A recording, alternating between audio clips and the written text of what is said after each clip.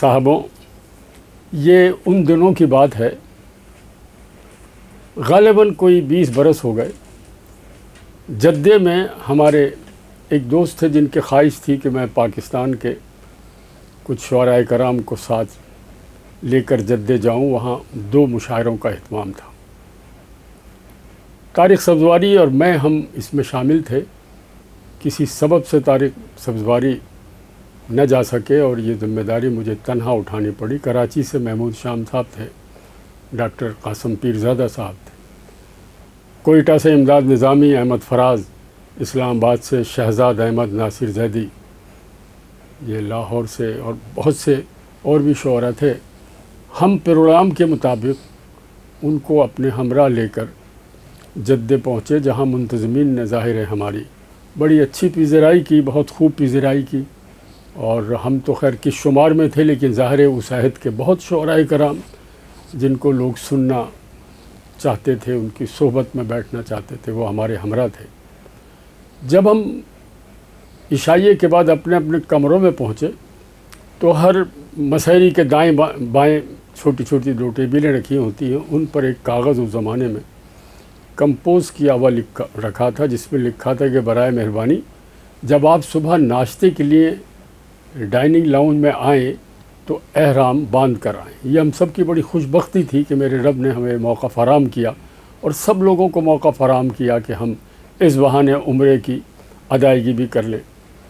سو ظاہر ہے سارے لوگ اپنے اپنے مقررہ وقت پہ کمروں سے نکلے، احرام باندھے ہوئے تھے۔ چند سیڑھیاں اتر کر نیچے ڈائننگ لاؤنج پہنچنا تھا تو سب کی نظر پڑی کہ احمد فراز سفاری سوٹ پہنے وہاں لاؤنج میں صوفے پر بیٹھے۔ گمان یہ تھا غالباً وہ ناشتہ کر چکے ہیں۔ ابھی لوگ اس پر حیران ہو کر کچھ تبصرہ کرنا ہی چاہتے تھے کہ فراز صاحب نے بآواز بلند حمایت علی شاعر کی طرف دیکھ کر کہا کہ حمایت، اس چھت کے نیچے منافقین کی اتنی بڑی تعداد اس سے پہلے جمع نہیں ہوئی ہوگی۔ یہ خوشگوار جملہ تھا، ظاہر سب اس پر بے پناہ شور شقیقہ لگایا، لیکن سرگوشی میں ناشتے کے دوران سب ایک دوسرے سے پوچھتے رہے، ایک دوسرے سے کہتے رہے کہ فراز صاحب انہوں نے احرام نہیں باندھا، ان کا ارادہ نہیں ہے، پتہ نہیں، حالانکہ تو اللہ یہ موقع دے رہا ہے، یہ تو بہت بڑی بات ہے، لیکن ظاہر ہے انہیں نہیں جانا تھا۔ سو ناشتے سے فارغ ہو کر منتظمین ہمیں لے گئے۔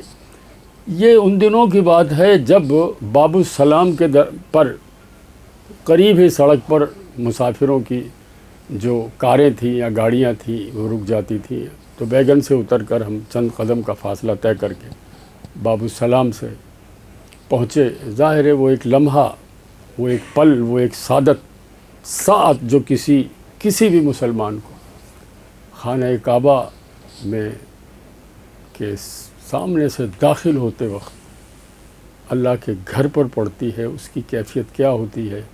خانہ کعبہ پر جب پہلی نظر پڑتی ہے تو اس کی کیفیت، اس کے جذبات، اس کے احساسات، اس کے محسوسات شاید ہی کوئی بیان کر سکے، اس لیے کہ وہ جو چند لمحے ہوتے ہیں ان لمحوں میں آپ کچھ سوچ نہیں سکتے۔ ارادے ہر آدمی کرتا ہے کہ میں پہلی دعا یہ مانگوں گا، وہ پہلی دعا کون سی ہوتی ہے وہ اسے اس لمحے یاد نہیں آتی، اور میرا رب اس کے ذہن میں وہ دعا اتارتا ہے جو اس کے حق میں زیادہ بہتر ہوتی ہے۔ سو مجھے اس سے پہلے الحمدللہ یہ موقع نصیب ہو چکا تھا، تاہم آپ جتنی بار بھی جائیں آپ کو بالکل پہلے جیسے ہی جذبات ہوتے ہیں۔ ہم گئے مطاف میں، اترے، سنگ اسود کے پاس سے شروع کیا چکر لگانا، 7 چکر لگائے، پھر کسی کو موقع مل گیا، کوئی میزاب رحمت کے نیچے، کوئی خانہ کعبہ کا پردہ کا کونا پکڑ کر، کوئی مقام ابراہیم پر اللہ کے حضور سر سجود ہو کر۔ اس کیفیت میں بھی بندہ اپنے رب سے براہ راست تعلق رکھتا ہے، وہ اس کیفیت سے گزرتا رہا۔ عمرہ ختم ہوا، صحیح سے فارغ ہوئے، آخری نظر ڈالی۔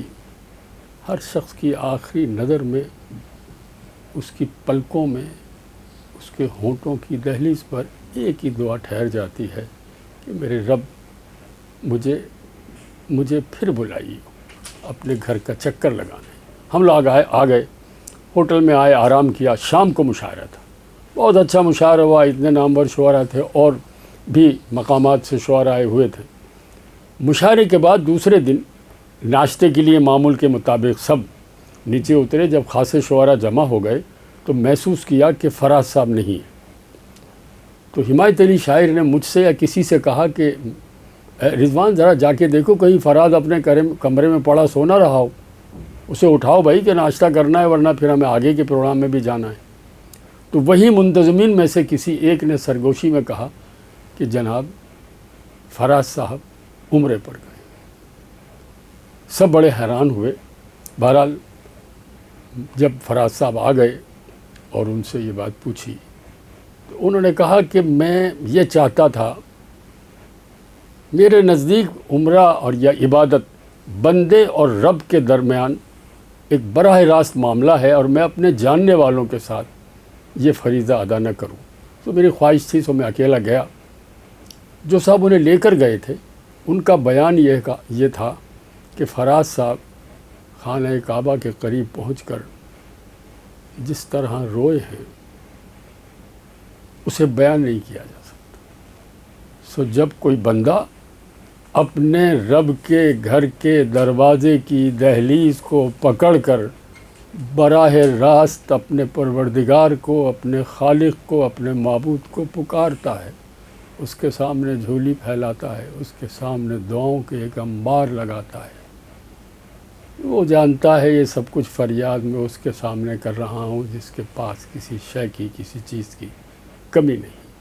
الحمدللہ ہم سب نے عمرہ ادا کیا، واپس لوٹے، شام کو مشاعرہ ہوا، اور یہ ایسی خوشگوار یاد ہے میرے ذہن میں جو مجھے گاہے گاہے اس یاد کے ساتھ حمایت صاحب کا وہ خوبصورت فقرہ اور احمد فراز صاحب کا یہ رویہ بہت یاد آتا ہے۔ میں اپنے دوستوں کی محفلوں میں بھی اسے دہراتا ہوں۔ میری دعا ہے میرا رب حمایت بھائی کو اور فراز صاحب کے درجات بلند کرے۔